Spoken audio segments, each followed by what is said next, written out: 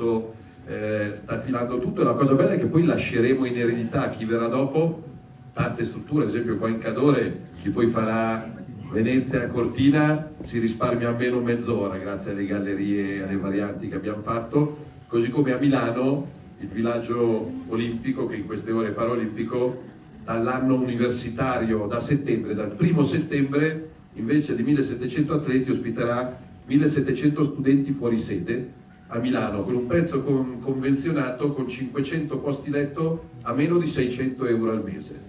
E per chi è uno studente fuori sede a Milano si sa che con 600 euro in questo momento trovi una brandina nel seminterrato in condivisione con altri 3, probabilmente. Polemiche, sì, e io per farmi passare la voglia di far polemica oggi pomeriggio sono andato al villaggio a Cortina, perché lì gli articoli di giornale, i boicottaggi, io non vengo, c'è quella bandiera, allora non metto la mia bandiera. Quando vai al villaggio e vedi ragazze e ragazzi di tutto il mondo con i loro pin, con i loro simboli, con il loro orgoglio, con la loro bandiera, tutto il resto finisce in cantina, perché Olimpiadi e Paralimpiadi sono il momento più sbagliato per fare polemica, perché lo sport è il momento che avvicina e unisce le persone.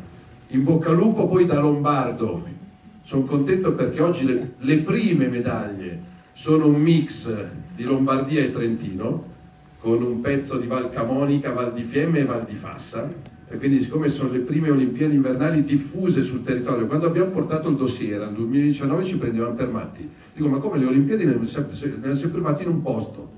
E voi presentate un dossier olimpico, Milano, Bormio, Livigno, Tesoro, Predazzo, Anterselva, Cortina, non ve le faranno mai fare. Siamo qua. E quindi è un orgoglio, e l'orgoglio siete voi, perché siete veramente a livello sportivo tanta roba. Chi ben comincia con 2 medaglie, non voglio dire niente perché non voglio portare scaroglia. Ecco, l'unica roba è che da stamattina, Presidente, che ho visto le gare e c'era lui che continuava a riprendermi col telefonino con la cover dell'Inter, cazzo. Adesso va bene tutto, amico mio, ma domani c'è il derby. Non avete una cover del Comitato Paraolimpico, una cover del Leone di San Marco, una cover tricolore? Comunque, in spirito positivo, faccio i miei migliori auguri all'Inter per domani. Non gufare, no. Perché è chiaro che ha già vinto l'Inter.